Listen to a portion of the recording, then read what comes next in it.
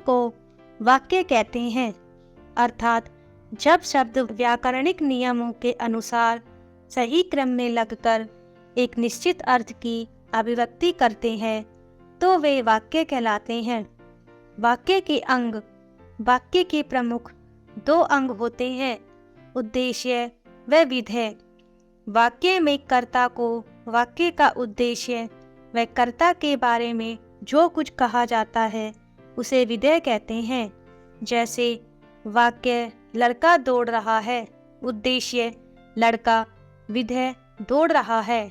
आम मीठे हैं, आम मीठे हैं। उद्देश्य व विधेय का विस्तार।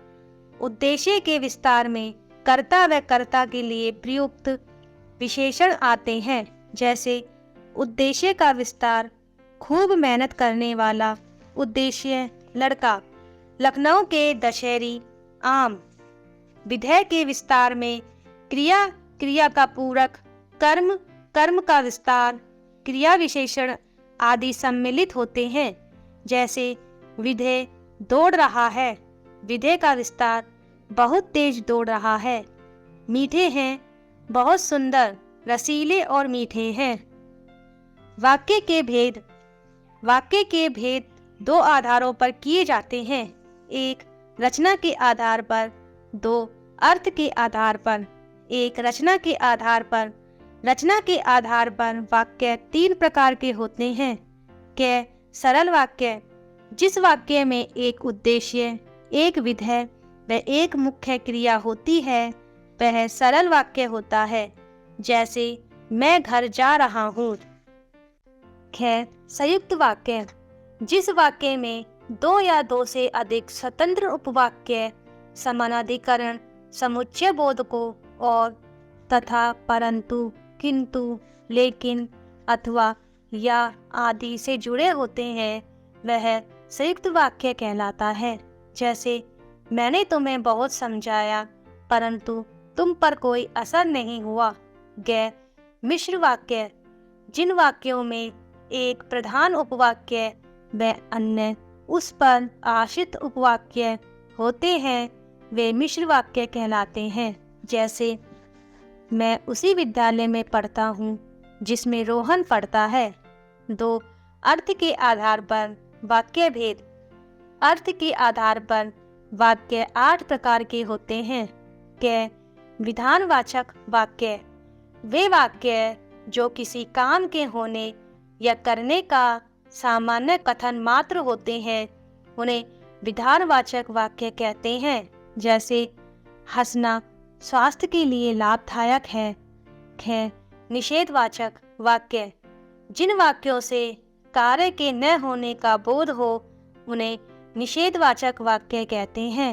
जैसे यह लड़का बिल्कुल नहीं सुनता। ग प्रश्नवाचक वाक्य, जिन वाक्यों में कोई प्रश्न पूछा जाता है उन्हें प्रश्नवाचक वाक्य कहते हैं। जैसे तुम क्या लिख रहे हो। घ आज्ञावाचक वाक्य, जो वाक्य आज्ञा, अनुमति, प्रार्थना आदि का बोध करवाते हैं वे आज्ञावाचक वाक्य कहलाते हैं। जैसे अब तुम बाहर जा सकते हो। ड संदेहवाचक वाक्य, संदेह या संभावना प्रकट करने वाले वाक्य संदेहवाचक वाक्य कहलाते हैं। जैसे हो सकता है तुम्हारी बात झूठ हो। च संकेतवाचक वाक्य, जिस वाक्य में किसी काम या बात का होना दूसरे काम या बात पर निर्भर करे उसे संकेतवाचक वाक्य कहते हैं। जैसे सभी नागरिक जागरूक हो तो कई समस्याएं स्वयं हल हो सकती है।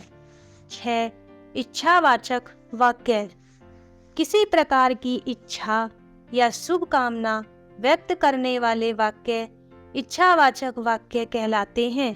जैसे काश मैं एक शिक्षक होता। जय विषम्यादिवाचक वाक्य, विषम्य, हर्ष, शोक, घृणा तथा प्रशंसा आदि भावों का बोध करवाने वाले वाक्य विषम्यादिवाचक वाक्य कहलाते हैं। जैसे वाह कितना मनोहारी दृश्य है।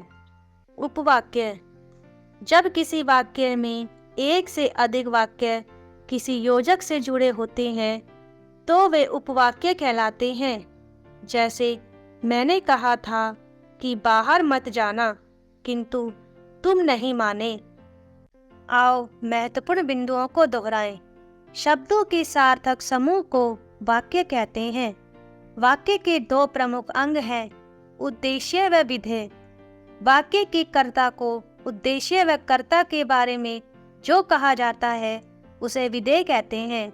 वाक्य के भेद दो आधारों पर किए जाते हैं, एक रचना के आधार पर, दो अर्थ के आधार पर।